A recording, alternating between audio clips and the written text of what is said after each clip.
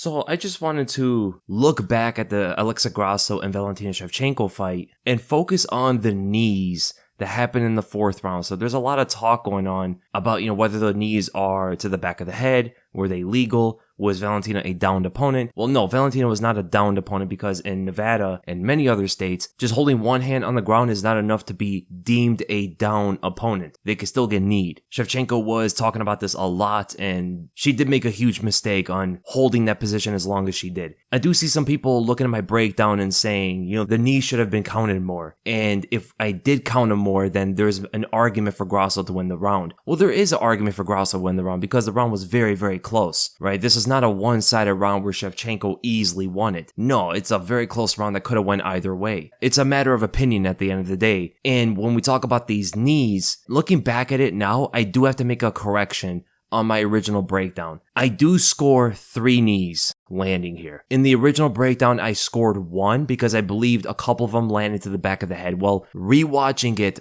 dozens of times now, only one of the knees definitely landed to the back of the head. 2 other knees get very, very close. Really close. And it could be easily mistaken that the knees landed to the back of the head. But the reason why the second knee thrown, first knee obviously missed, right? 2 of these knees missed completely, as I mentioned in the original breakdown. But the second knee, it does look, if I go frame by frame, that it lands to the side of the mohawk. So for people that don't understand, in MMA, back of the head shots are this area right here that you're seeing.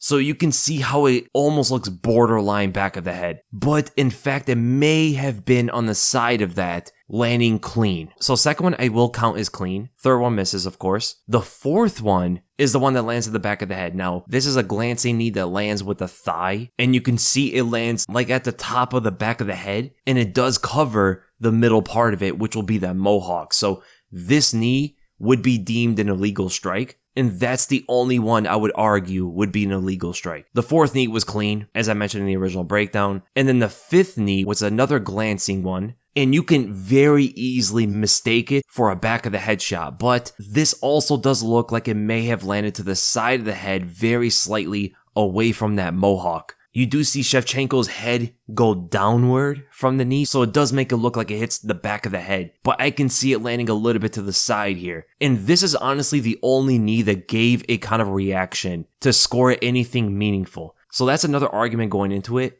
These knees should be heavy strikes. And the main argument I'm seeing is that because they're knees, that they have to be heavy strikes, right? Their knees in this position, and she's throwing them kind of hard, right? According to the rules, this is not how you score strikes. You do not score strikes by the way they're thrown, the intensity of the strike, what strike it is. The scoring system says the only way you score damage is by the reaction of it. That is it. Not how strikes are thrown, not what strikes are thrown. It's only from the reaction of the strikes landing.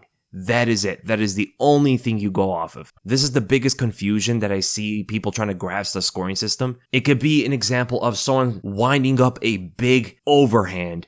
It lands flush, but if it doesn't get a reaction out of the opponent, it's not going to be deemed a big strike. It's not going to be seen as damaging because you got to see evidence of damage. The judges are also giving their opinions just like everybody else. And if there's not evidence of damage, there's not a reaction given, the judges are not going to see it as some big damaging shot. And most of these knees, besides the last one, did not get much of a reaction out of Shevchenko.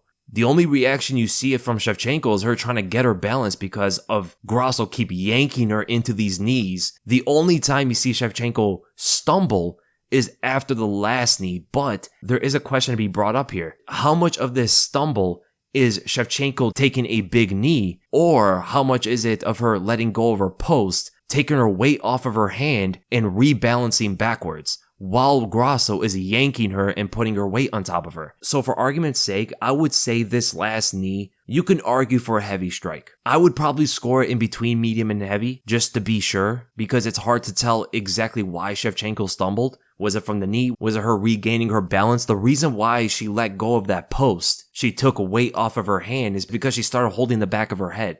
Her holding the back of her head can indicate that she was getting kneed to the back of the head. But let's just say at the end of the day, that last knee was a heavy strike. And all the others, I would say, are medium, right? They didn't give that sort of reaction. The round will still get scored for Valentina Shevchenko. She landed that big hook. She landed the elbow that cut her up. And these gave visible reactions from the blows to indicate that they are damaging shots.